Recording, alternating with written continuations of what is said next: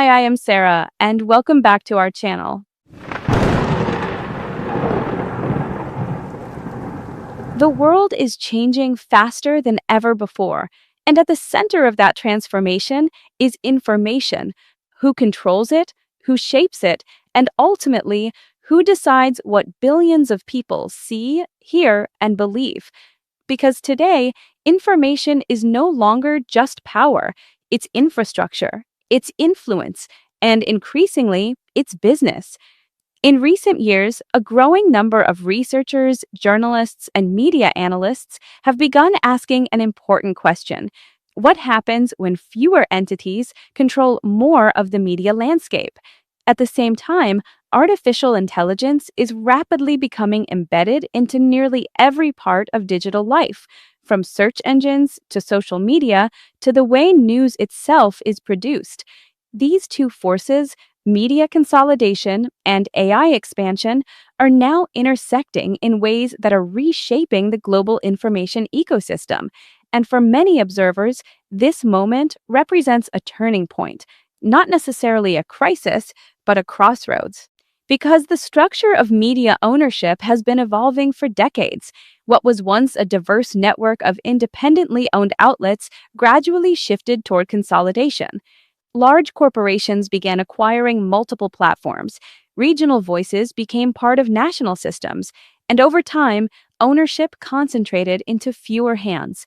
Today, that trend continues, but with a new dimension: technology companies.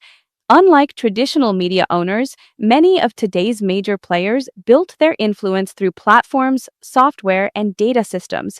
They didn't just distribute information, they designed the systems that determine how information flows. And that distinction matters because controlling a platform is different from owning a publication. Platforms shape visibility, algorithms influence reach, and design decisions determine what gets attention and what doesn't. To better understand this, many analysts use a concept known as media capture. This doesn't suggest wrongdoing. Instead, it describes a structural reality where ownership, incentives, and influence can shape how information is produced and distributed. It's about systems, not assumptions, because every media organization operates within economic realities. Advertising, subscriptions, partnerships, these are necessary for survival, but they also introduce relationships, and relationships can influence priorities. This dynamic has existed before. Historically, industries that rely heavily on specific revenue sources may become less critical of those same sectors. Not always, but often enough to be studied. Now, with artificial intelligence, a new layer has been added. AI systems rely on vast amounts of data, and news organizations generate data constantly. Articles, reports, investigations, these become part of the broader information ecosystem that AI systems learn from. As a result, partnerships between technology companies and media organizations are increasing. These collaborations can include content licensing, data integration, AI-assisted tools in newsrooms. On one hand, these developments offer clear benefits. They can provide new revenue streams, improve efficiency, and support innovation. But they also raise important questions. If AI becomes deeply integrated into journalism, who ensures editorial independence? If technology companies help fund content ecosystems, how might that shape coverage? And if algorithms determine visibility, how transparent are those systems? These are not simple questions, but they are essential ones, because the relationship between technology and media is no longer optional, it's foundational. At the same time, the physical infrastructure behind AI is expanding rapidly. Data centers, the backbone of cloud computing, are being built across the country and around the world. These facilities require significant resources: electricity, cooling systems, land. In many cases, local governments welcome them for economic growth, but community responses vary. Some see opportunity, others raise concerns about sustainability and long-term impact. This reflects a broader challenge seen across industries. balancing innovation with responsibility, growth with oversight, opportunity with accountability. And this brings us to a deeper question. What kind of future are we actually building? Because beyond infrastructure and economics, there are ideas shaping these decisions, worldviews, philosophies about progress. Some analysts point to a growing influence of long term thinking in parts of the tech world, often called long termism. At its core, this philosophy encourages thinking about the long term impact of decisions. In many cases, that can be positive.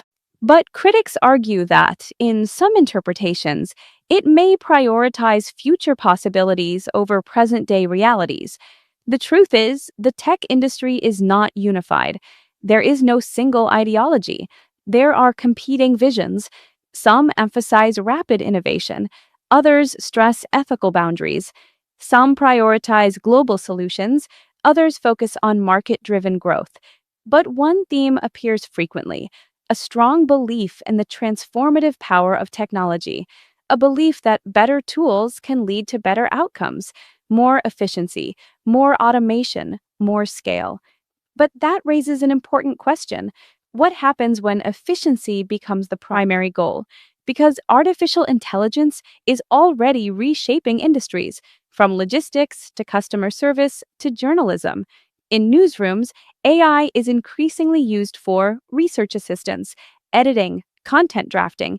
In many cases, it enhances productivity, but it also changes the process. Journalism has always been more than information. It's about judgment, verification, context, human perspective. When parts of that process become automated, the structure of news begins to shift. At the same time, search platforms are evolving. AI generated summaries are becoming more common. Instead of directing users to multiple sources, they provide a single synthesized answer. This is convenient, efficient, but it also changes behavior. If fewer people visit original sources, what happens to those sources? What happens to independent journalism? And what happens to diversity of perspective? Because strong information ecosystems depend on multiple voices, different angles, different viewpoints. When access narrows, even unintentionally, the system itself changes. Research has also shown that AI generated summaries can sometimes lack context or contain inaccuracies. This doesn't mean the technology is unreliable, but it highlights an important reality. AI reflects the systems it is built within, which brings us back to platforms. Today, much of global internet activity flows through a small number of digital ecosystems: social media, search engines, content platforms. These systems are designed, optimized, continuously refined, and at their core are algorithms.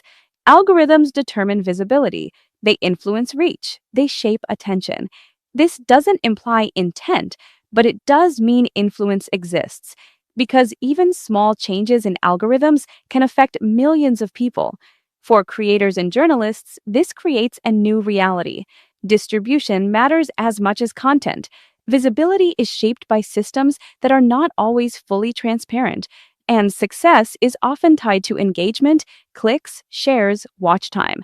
As a result, emotionally engaging content often performs better. This pattern has existed in traditional media, but digital platforms amplify it at scale and at speed, which leads to another question.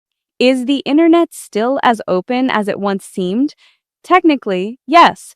Anyone can create a website, publish content, share ideas. But in practice, most activity happens within major platforms because that's where audiences are. That's where discovery happens. This creates a paradox. The internet is open in theory, but structured in practice. Even independent content relies on infrastructure, hosting services, cloud systems, search indexing, which means control is layered, not always visible, but present. And understanding those layers is essential because it shows that influence in the digital age is not about a single decision. It's about systems, networks, interconnections. At the same time, alternatives are being explored. Some communities are building decentralized networks. Others are developing local infrastructure. These models aim to reduce reliance on centralized platforms. They are still limited in scale, but they show that different systems are possible. The challenge is adoption, because large platforms offer convenience, reach, and integration. Leaving them comes with trade offs, especially for creators and businesses. So the question becomes, should we leave these systems or engage with them more critically? There is no single answer, but awareness is key. Understanding how systems work, how information flows, and how visibility is shaped. Because the story of media and technology is not just about companies or platforms, it's about capacity. The capacity to shape narratives, to influence attention, to guide perception. And in many ways, that capacity has never been greater. This transformation is still unfolding, and the decisions being made today by companies, institutions, and individuals will shape the future of information for years to come. Because in the digital age, you are not just consuming information, you are interacting with it, responding to it, helping shape it. Understanding that reality is the first step toward navigating it. Subscribe, stay informed, and continue questioning because the future of information is being written right now.